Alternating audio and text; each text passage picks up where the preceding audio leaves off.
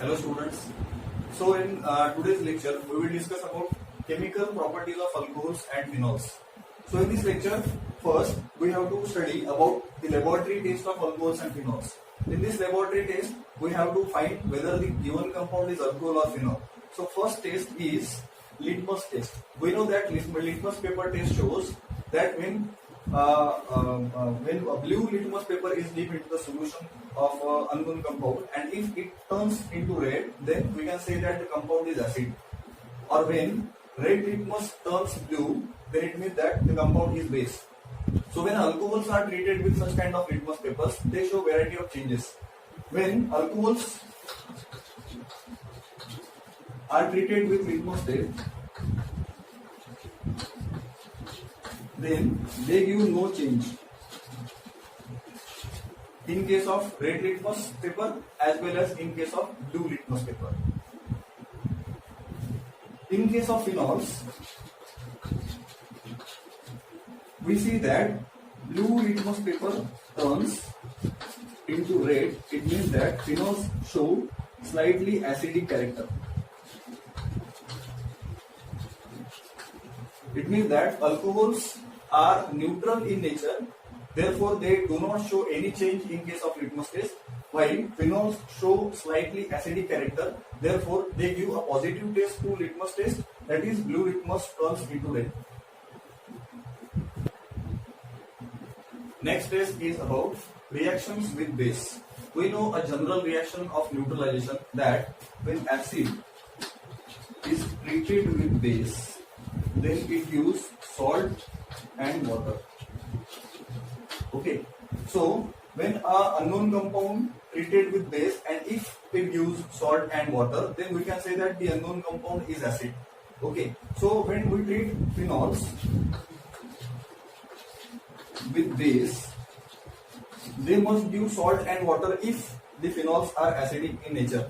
So when we treat phenol with sodium hydrogen carbonate, they give no reaction. They give no reaction. It means that phenol, even though it is acid, but it cannot react with weak base like sodium hydrogen carbonate. We have to remember one thing, that when weak acids are treated with weak bases, they do not show any reaction. Weak acids should be treated with strong base like NaOH, then only they will react and give some certain reaction. For example, when we treat phenol with NaOH, then this H and this OH goes out and we will get sodium phenoxide as a salt, and a byproduct of this reaction is water. It means that as phenols are very weak acid, they can only react with strong base like NaOH, but they cannot react with weak base like sodium hydrogen carbonate. When phenols are treated with strong base like NaOH, they use a salt, that is sodium phenoxide, and as a byproduct water will goes out. So for instance, we have to consider the strength of base. As we have discussed earlier, that phenols being less acidic or being very poor acids, they only react with strong bases. So we have to know which bases are strong bases and which bases are weak bases. So this will tell about the strength of base. So carbonates or bicarbonates are weak bases. Hydroxides are relatively strong bases than that of the carbonates or bicarbonates, and alkali metals are very strong bases. Therefore, phenols can react with hydroxides as well as with alkali metals, but not with carbonates or bicarbonates. We can take examples of such compounds, that is carbonates and bicarbonates. We can consider an example of sodium hydrogen carbonate or sodium carbonate. Okay, so these are the examples of carbonates and bicarbonates.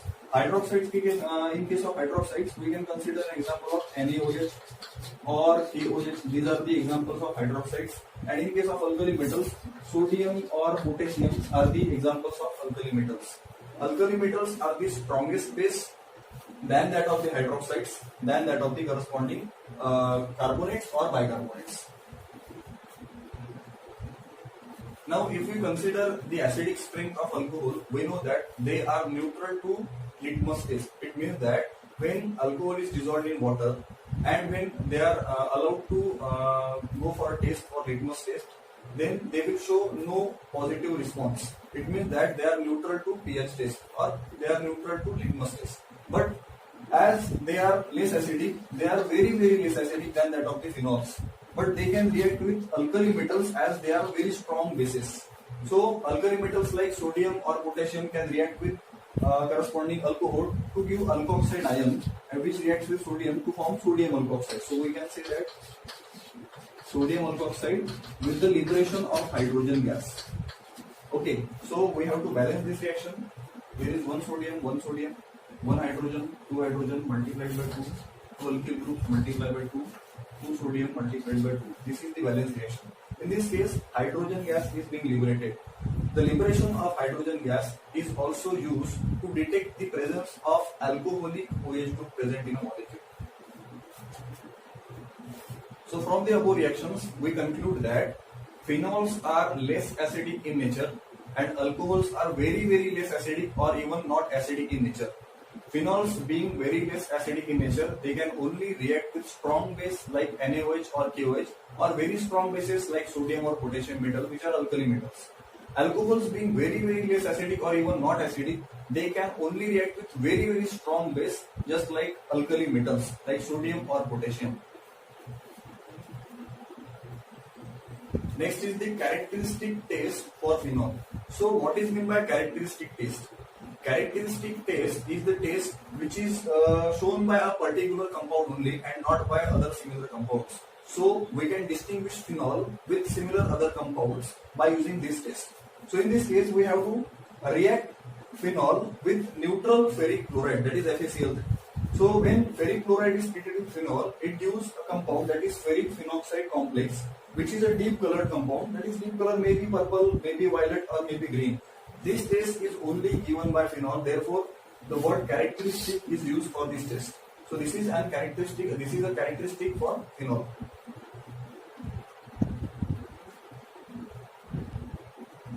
Next is the distinguishing test for alcohols. That is how we can distinguish primary alcohols from secondary and tertiary alcohols, or how we can distinguish three different types of alcohol, that is primary, secondary and tertiary alcohols.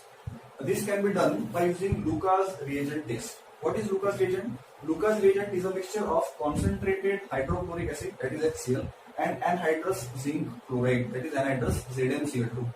So when alcohols are treated with Lucas reagent, that is concentrated HCl and anhydrous zinc chloride, this OH and this Cl, that is H2O, goes out and we form RCl, that is alkyl chloride, is generated. Now we know that alkyl chloride compounds are organic compounds and they are less polar in nature. But water is polar compound and it is more water is polar compound. So when polar compound is mixed with non-polar compound, it forms two different layers because they are not miscible with each other. We know that a common test of solubility is like dissolved slime. That is, polar compounds are soluble in polar solvents and non-polar compounds are soluble in non-polar solvents. Or we can say that polar cannot be dissolved in non-polar or non-polar cannot be dissolved in polar. So these two compounds are of two different nature, therefore they will not solubilize with each other. Now when primary alcohol is treated with such kind of reaction, then primary alcohols are very less reactive. Therefore, the separation of two layers is seen only on heating the reaction for a long time. When secondary alcohols are treated with such kind of reagent, then the separation of two layers will be observed after some time. And when tertiary alcohols are treated with Lucas reagent, instant separation of two layers will be observed because tertiary alcohols are most reactive alcohols. So we can conclude that reactivity of alcohols, that is, tertiary alcohols are most reactive than secondary alcohols than primary alcohols. Therefore, when tertiary alcohols are treated with Lucas reagent, instant separation of two layers will be observed. When secondary alcohols are treated with Lucas reagent, the separation of two layers will be observed after some time. And when primary alcohols are treated with Lucas reagent, as they are very less reactive, we have to heat the solution in order to react them. And after heating, then only we can observe the separation of two layers. So therefore, this test can be used to distinguish primary, secondary as well as tertiary alcohols.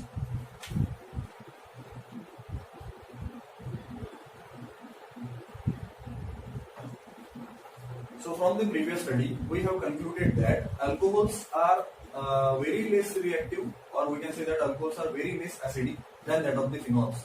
The difference between the acidic strength of phenols and alcohols lies in the ionization in case of oxygen-hydrogen bond in case of alcohols and phenols. So in case of alcohols, we know that the general formula of alcohol is ROH. So when this oxygen-hydrogen bond breaks, we can say it gives RO minus, that is alkoxide ion, and liberation of hydrogen, that is H plus ion. So what are acids? We know that those compounds which in aqueous solution releases H plus ions are called as acids. Okay, so when the compound releases H plus ion very efficiently, we can say that the compound is strong acid, and that compound which releases H plus ion very weakly, we can say that it is a weak acid. So in case of alcohol, if we consider the dissociation of oxygen hydrogen bond and formation of alkoxide ion and protonium hydrogen ion, that is H plus ion, we can say that this alkoxide ion is less stable. The less stability of this compound is due to the inductive effect of alkyl group present in that compound. So as we know that the nature of alkyl group is to give electrons, so therefore this will donate electron towards oxygen, and as this oxygen gains again electron, therefore it becomes less stable. So due to the positive inductive effect of this alkyl group, this alkoxide ion becomes less and less stable. Therefore alcohols are more stable than that of the alkoxide, and therefore the equilibrium between this reaction lies towards left hand side of the reaction, and therefore alcohols do not try or do not tend to form alkoxide ion.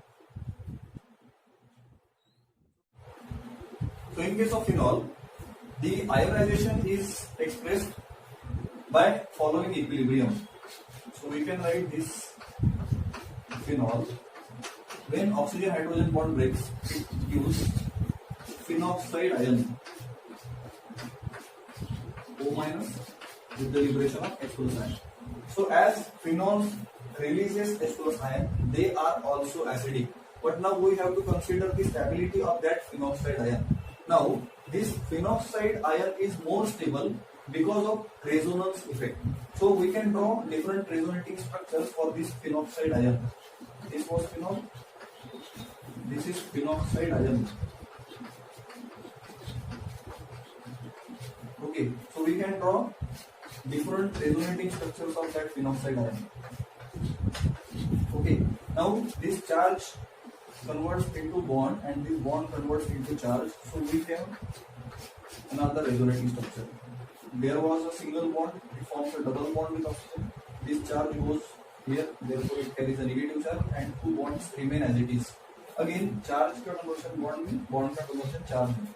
So again, next structure we get double bond to single bond, negative charge lies here. Again, charge goes into bond, bond goes into charge. Next structure, bond, negative charge. This negative charge again goes here and this goes out. So we will get initial structure. So this is structure 1, this is structure 2, this is structure 3, and this is structure 4. So these 4 are different resonating structures of each other. More the number of resonating structures, higher will be the stability of the compound or ion. So as this negative charge is delocalized over different atoms, that is, first the negative charge was on the oxygen atom. In second case, the negative charge goes to this carbon atom. In third case, negative charge goes into this carbon atom, and fourth case, negative charge goes into this carbon atom. It means that there is a delocalization of negative charge over different atoms. This gives stability to the ion, that is phenoxide ion, and therefore it is more stable. And hence, phenols are more acidic than that of the alcohols. When electron withdrawing group like nitro group is attached to ortho I para position, it gives additional stability to the phenoxide ion. For example, when this negative charge goes here, this bond goes here, and we will get first resonating structure like this.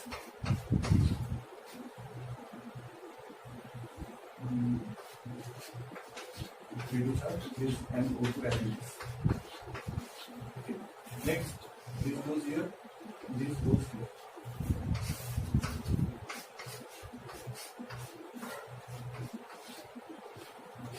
Negative charge here and O2. Next, this charge here goes here, bond goes here. We will get another resonating structure.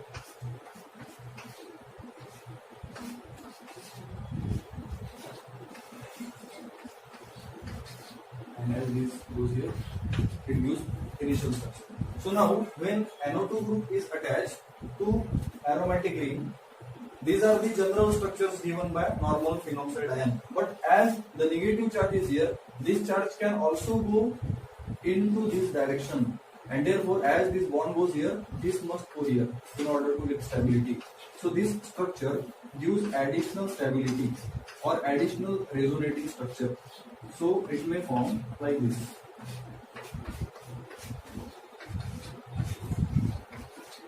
And again, when this negative charge goes here, again it goes back to its original structure. So this is structure 1, this is structure 2, this is structure 3, this is structure 4, and this is additional structure 5. So as it gives additional structure or additional atom for carrying the negative charge, we can say that it gives additional stability to the molecule, and therefore electron withdrawing group like NO2 can increase the stability of phenoxide ion, and therefore nitrophenols are more acidic than normal phenols. Next reaction is the esterification of alcohols. So when carboxylic acids are treated with alcohols or phenols in presence of concentrated sulfuric acid, it gives ester, and the byproduct of reaction is water.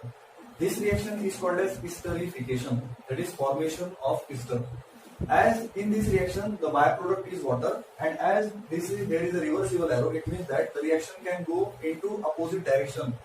It means that when ester and water forms, they react with each other to give reactants back, and therefore we will not get ester as our desired product, and therefore whenever the water is just formed, it has to be removed out.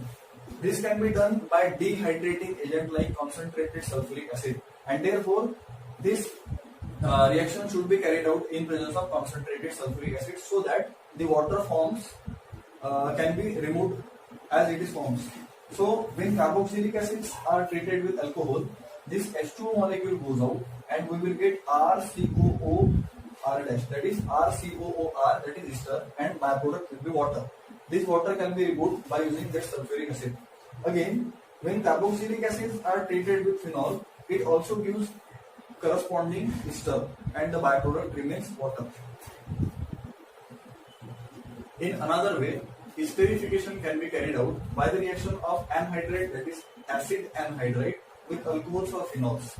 They also give ester and water molecule. When anhydride is treated with alcohol, this portion goes out, that is RCOOH, that is carboxylic acid goes out, and we get RCOOR, that is corresponding ester. The byproduct of reaction is carboxylic acid. Such reactions are also carried out in presence of acidic medium. Next is when anhydride is treated with phenol. So this portion goes out, that is RCOOH, that is carboxylic acid goes out, and RCOOAR, that is new ester is formed in this case. So when anhydrides are treated with phenol, they also give corresponding ester and carboxylic acid.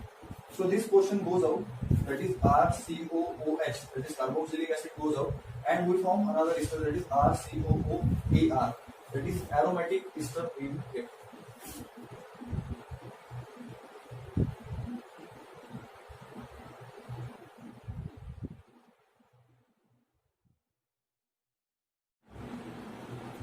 So the next reaction in case of esterification is the reaction of alcohols with acid chloride. So when acid chlorides are treated with alcohol, this HCl molecule goes out and we get corresponding ester molecule. As the byproduct of reaction is HCl, therefore a base pyridine is taken here so that it can neutralize excess acid which is produced during the reaction. For example, when acetyl chloride is treated with methyl alcohol, that is methanol, this HCl molecule goes out and we get an ester, namely methyl ethanoate, and the byproduct of the reaction is HCl, which can be neutralized by pyridine.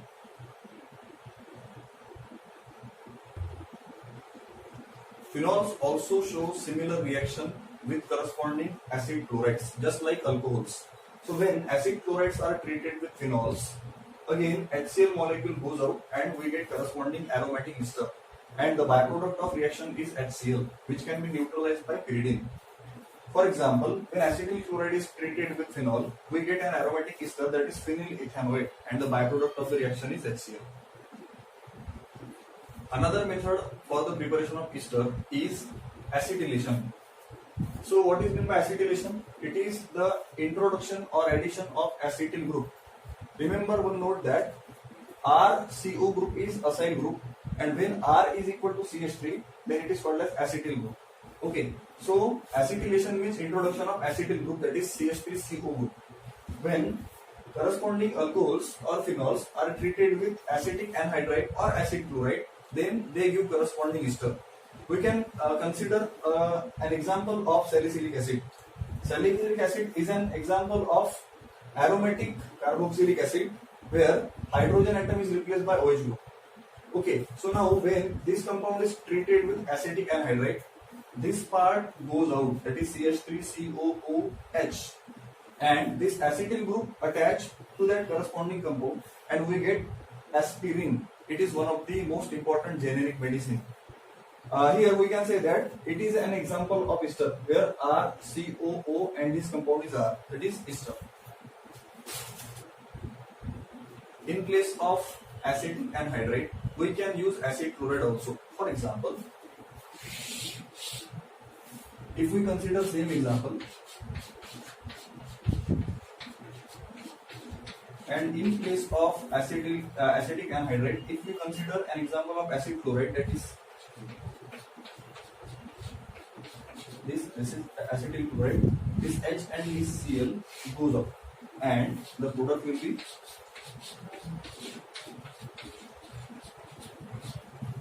COCH2,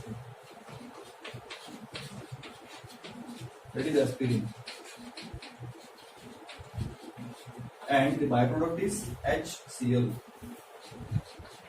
It means that in previous example, when we consider acetic acid as one of the reactant, then the byproduct was when we consider acetic anhydride as a product reactant, then the byproduct was acetic acid, and we consider acetyl chloride, then the byproduct is HCl. Next part of this chapter is the reactions due to breaking of carbon-oxygen bond in alcohols. So in these reactions, carbon and oxygen bond will break out and the reactions will continue. Now, the first is reaction due to hydrogen halides, that is HX. Hydrogen halide may be hydrogen chloride, hydrogen bromide, or hydrogen iodide, etc. So when alcohols are treated with hydrogen halides, this H2O molecule goes out, there is a breaking of carbon and oxygen bond, and the product of the reaction is alkyl halide, and the byproduct is H2O molecule, that is water molecule.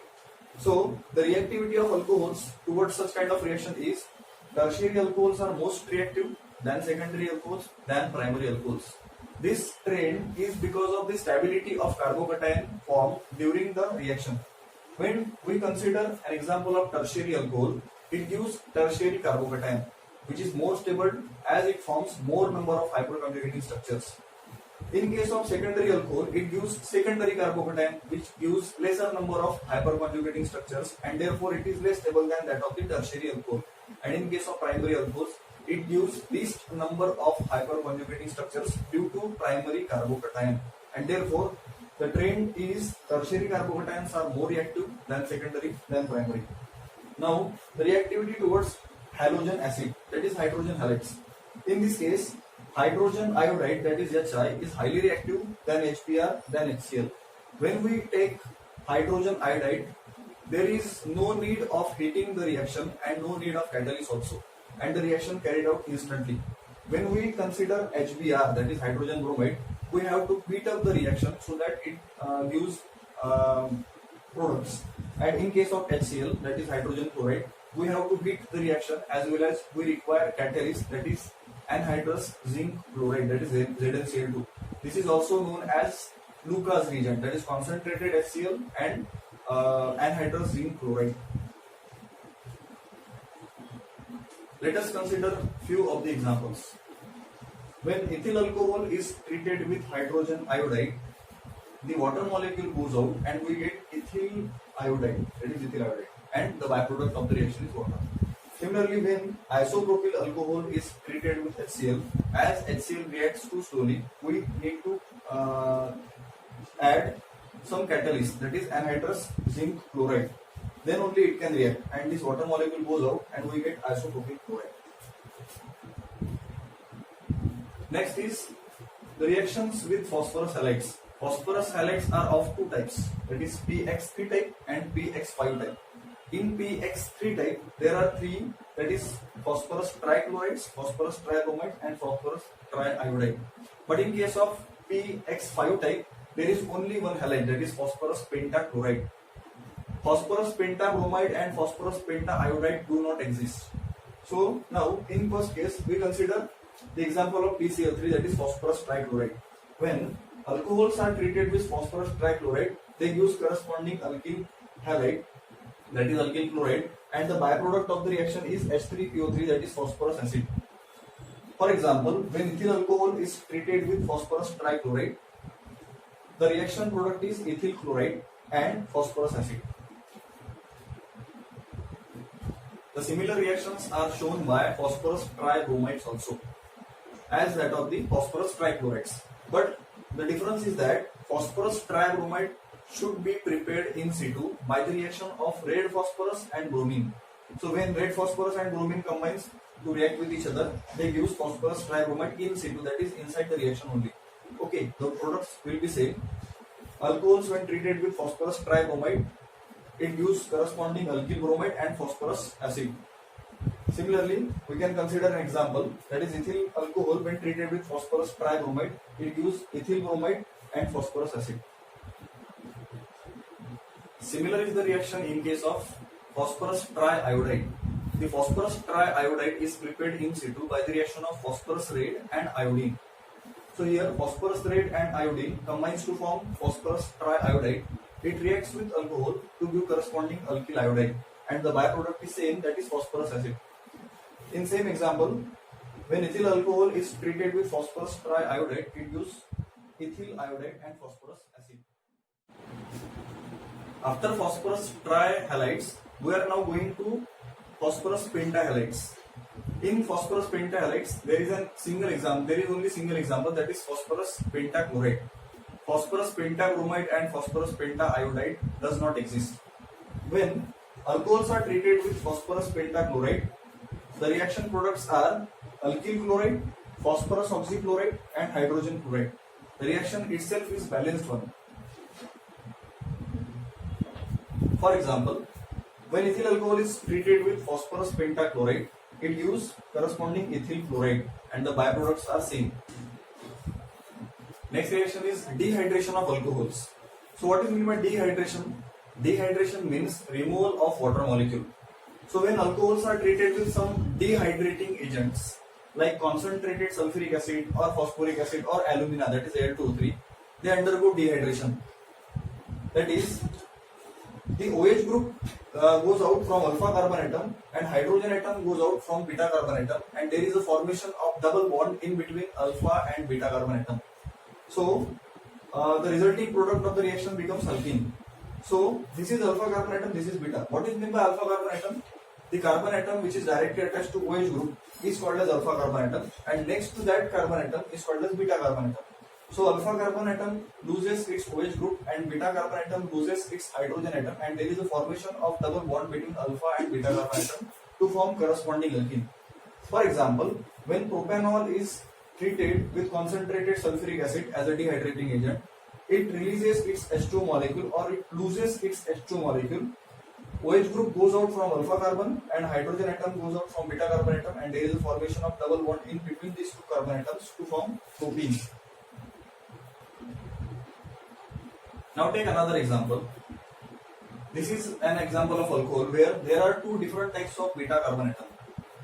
The OH group is attached to this carbon atom, it means this is alpha carbon atom, and next carbon to this carbon is called as beta carbon atom. As there are two different carbon atoms which are directly attached to this carbon atom, it means that there are two different beta carbon atoms, and both the beta carbon atoms are different. Means here there are two hydrogen atoms and here there are three hydrogen atoms. So when we allow this compound, this alcohol, for dehydration, then it will remove water molecule. The OH group will remove from alpha carbon atom and hydrogen will remove from beta carbon atom. But if we remove hydrogen atom from beta 1, then it gives such kind of alkene, that is butyl. And when we remove hydrogen atom from beta 2, it will give this kind of alkene. This type of alkene is a major product and this type of alkene is a minor product.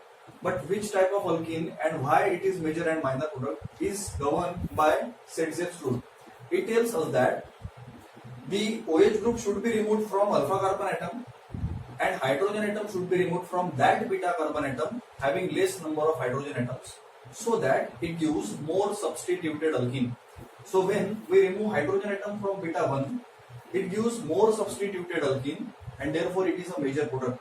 And when we remove hydrogen atom from this beta 2, then this alkene is formed which is less substituted alkene and therefore it is minor product.